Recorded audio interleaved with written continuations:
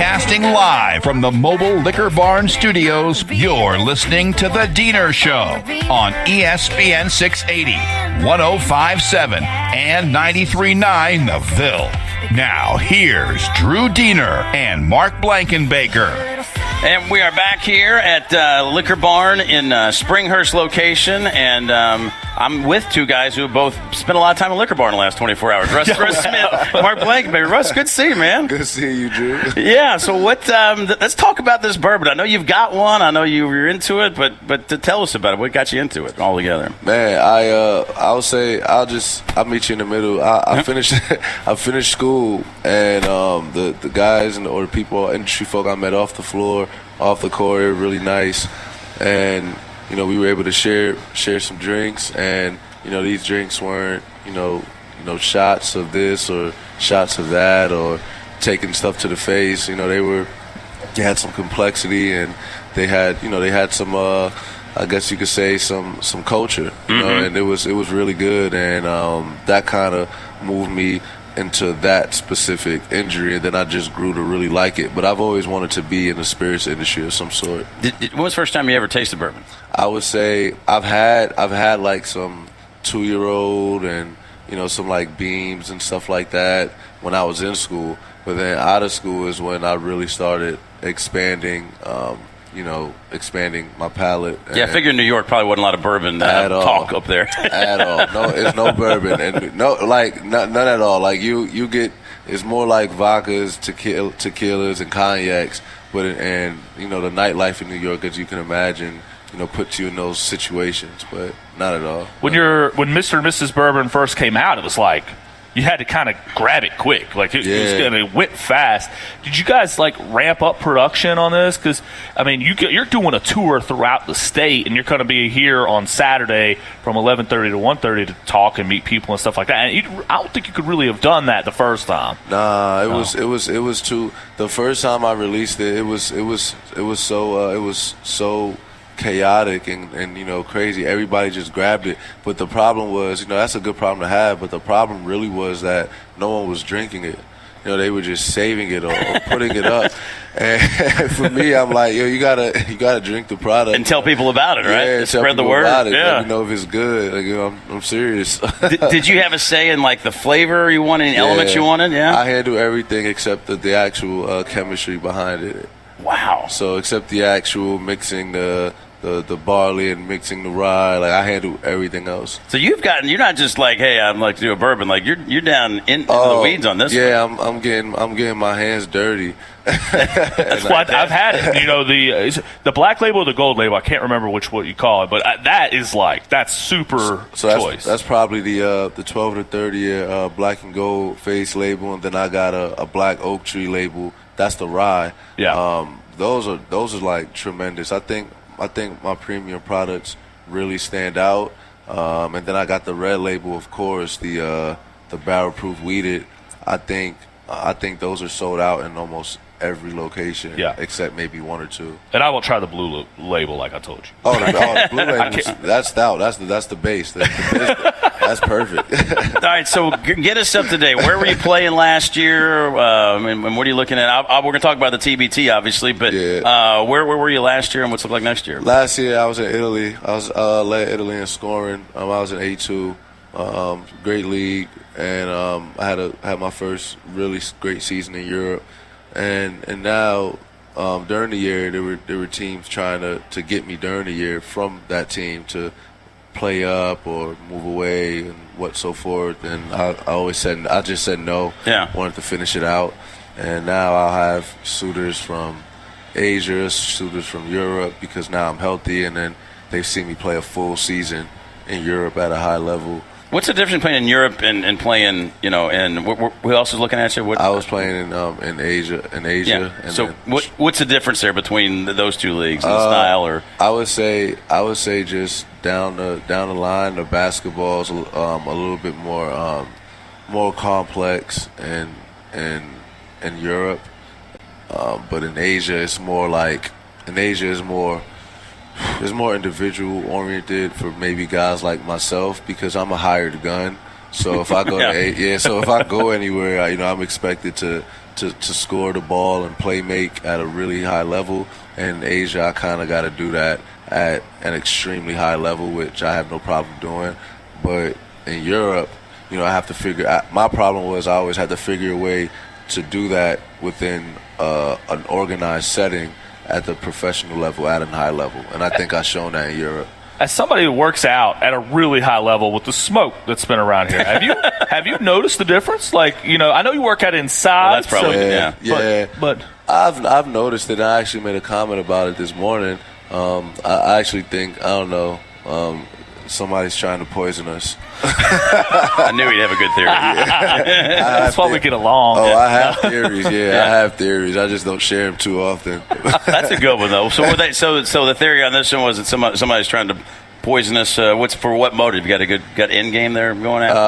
Yeah, they're doing they're treating us as hamsters. Somebody at a really high level is trying to treat us like hamsters and see what we like or what we can handle. You get where I'm going with this. Yeah. So clearly you're into aliens then too, stuff like that, right? Yeah, I'm into it, but I definitely think some weird stuff is out there, like all the way in the water. So that's why I don't go. That's why I don't go in the water. Really? Yeah, I think we want to go to space, but we don't want to go to water. So you're not getting on that Titanic homemade kit. Oh God, who's submersible? Come on, man, that's insane. It's insane. I'm not getting in anything 300 feet. You know? With a PlayStation controller. You'll be fine. Don't worry about it. No. PlayStation controller. Yeah, all right. Lock me in a safe and drop me down. Right. Come on, God. pull me back up with the chain. Pull me back up. If you can't hear nothing, just pull me back up. Russ Smith with us here. This is probably more interesting than any talk about the tournament and the Bourbon and anything else. But people are going to get to see you here at the TBT. So, what you're playing? What excited you about playing on this team? I ain't gonna lie. I like the idea of playing in Freedom Hall. I didn't play in Freedom Hall yet, so I thought it would be pretty cool to just go out there and hoop. I'm a hooper. And I thought it would be fun, and some of the guys was getting together. Luke was on the sidelines, Peyton playing, Wayne and Shane. So if I can, get an experience, one more time or several more times with my guys, I'd love to do it. And then we have more guys that I haven't played with that went here. So I figured that was who's on there that you haven't played with. I'm trying to think of all. Nanu. Okay. And then Chris Dow is basically like one of us. He's an amazing player. He's been playing really well as a pro, so it'll be cool to play with him. And then Rakeem. So I haven't played with Rakeem since he's got healthy, because when he was at U of L he was injured and he had to transfer. So. What are our chances in this? Because it's probably hard to evaluate, question. Each team. But everybody wants to take down the $1 million prize. So, what are our chances? It's a great question. I feel like the way our team is set up, we definitely can win it. Hands down, we for sure can win it. But at the same time, we can go home on the first game. Mm-hmm. So I'm not trying to play both sides here. I'm being dead serious, and it's like the first game is extremely tough. This team is young. They play hard. They've had just as at the same amount of success as we've had, but closer. I think it was maybe 4 years ago they were in the Final Four or something. These young guys, and they're playing hard. They're gonna play for some jobs, and. For us, some guys haven't played in a while. Some guys are finishing up. We haven't played with each other ever. It's been a decade. Yeah. So it's not going to be the same. And so that's I know this from my own days of playing tennis when I played in college, and then you play 5 years later, and no matter what you do, you're not as good. It's not like I'm playing. So it's always tough to go, I know what I was capable of doing. I just can't do that. You're probably not as much that circumstance. You're still playing. Oh yeah, I'm going. But even so, you got 6 games and to play, and like we all say, the best team never wins the tournament, right? Maybe except our year. We were the best team, hands down, and that's why it was amazing we even did what we did, even in the Final Four. But that doesn't happen. The best team Kentucky was 39-0. They should have won it that year. They lost. That's crazy. There was a year Butler won. or Butler went to the Final Four and they knocked out some guys. Yeah, 2 years in a row went to the finals. 2 years in a row went to the Final Four. They knocked out contenders. So I think here in the TBT, the best team probably won't win it, and we just have to figure a way out to put together 6 games as a cohesive unit. So that's going to be the challenge. Russ Smith is here, 9th round the Ville, ESPN 680 over here at Liquor Barn Springhurst, where he's going to be on Saturday to promote his bourbon. Do you like the Elam ending that they have in the TBT? Nah, I don't like it. Because it is. What do you add? How many points do you add with? You add 8 to the high score. With 8 minutes, with 2 minutes to go, you add 8 to the team leading. Oh, something 4. like that. He said 4 minutes. You add 8. I just found out all the rules not long ago. Yeah, most of them. But I don't really like it. I don't like that it's 8-minute quarters, and I don't like the Elam ending. I think as for me as a pro, I think it feels like the not the what's that game, the Hunger Games. I had some of those guys in town the other day. I was like, whoever's the game makers for this TBT, you guys can do a better job. Now, have you ever played in an Elam ending environment, like in a game? Not really, but I played in something similar. I think it was Summer League. We got after the second overtime, it's sudden death. Yeah, and I hit 2 game winners Summer League. So. That was cool, but to be on the other end of that stick, it's probably not fun. Yeah, you want to be able to. But man, a game winner though in Freedom Hall by Russ Smith. I don't know, man. It might, Yeah, that'll be pretty crazy, But let's hope it doesn't come down to that. And your bourbon is the official bourbon of the TBT, right? Absolutely, yeah. We're sponsoring the entire thing. We got the logo on the court. We got ribbons. We're the only spirit in the bars. There'll be 4 bars in there. We have a VIP lounge and president suite. So it's going to be a really good day, really good week, hopefully. What's crazy is if you were in college, you could be doing this now with the NIL rules. You could actually be doing something like this. Do you wonder? I'm sure you guys all do. How much money you could have made if the rules were like this? Because I think you and Luke and Waffle guys House. like that and right away with that would be. Could have made a lot of money. I talk about it my freshman, sophomore, and the beginning of my junior year. Definitely, probably not. I probably wouldn't have even existed. But if the rule came out the end of my junior year with me returning, I think I would have had at least a $2 million payday. Yeah. It was just like if they're giving guys the $750 or the $1 million at other schools, and do you think those numbers are real? Like, do you talk to people and say, "Yeah, this is legit"? Some guys get that, and then. Some guys get that, and other guys, it's just, just inflated. Mm-hmm. But I think I would have reeled that in. Just you were the Ken Palm Player of the Year, man. Yeah, I mean, everything. So if you had $1 million in college, what do you think you would have bought? What's something you think you're like, all right, if I had $1 million in college, this is what I would have done. I mean, I know you'd have probably done good things with it, but something fun that Russ Smith is going to. Fun. Yeah. In school, damn. That was school, so I was having so much fun. I gotta think. Because between you and Luke, they've been the richest team. Siva. Yeah. I mean, these guys are beloved, man. I mean, that team was especially beloved. after winning the title when Luke and Russ were together.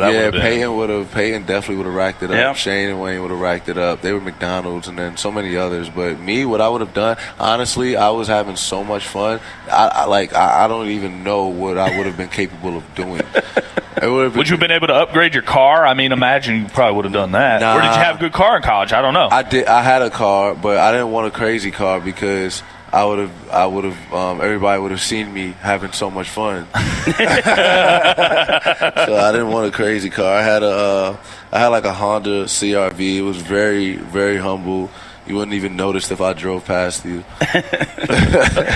Do you keep up with Coach Pitino? Do you guys text? Yeah, call? Yeah. Coach is doing really well. I'm very happy for him. He's obviously gotten a bunch of recruits in a month.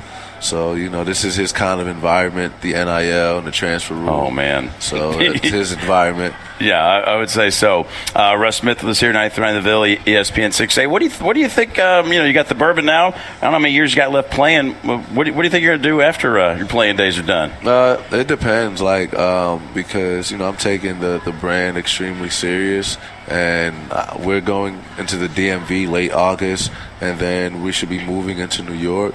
So I think it would all depend on how the trajectory of this brand goes. But I want to play till I'm 40. I think that'll be amazing. I think that'll be so much fun. Do you think you can? Yeah, absolutely. Especially after this year, I was getting 25 a game. I had no idea I was even going to do that, and I did it. So I got 10 years left, easy. You still be as fast? You think you'll keep your speed up that long, or how will you adjust? Because you're going to lose a step somewhere along the way. I feel it too. You do? I feel it. So I've gotten a lot more. I've gotten better at organizing how I want to score. So now I'm mid-range lenient now. So I can pull up on a dime. I can find my mid-range shot. And, now it's not so much athleticism. I feel it. I don't finish over the rim as much anymore. I'm like, dang. Sometimes I do, but I just don't. So with, we heard legendary stories about your nutrition or lack thereof in college, eating a whole pizza right before practice, stuff like that. I imagine the nutrition probably a little better these days, or no? Are you just one of these guys who can eat whatever he wants for as long as he wants? Sometimes the nutrition takes a step back. But what's your weakness? My weakness? It's probably still is. It's probably like waffles and syrup and really, yeah, and a lot of sugar. Homemade waffles, or do you like to go out? I like to go out and get those waffles or pancakes. But pizza's not really unhealthy. It's just the processed pizza. I'm not throwing shade.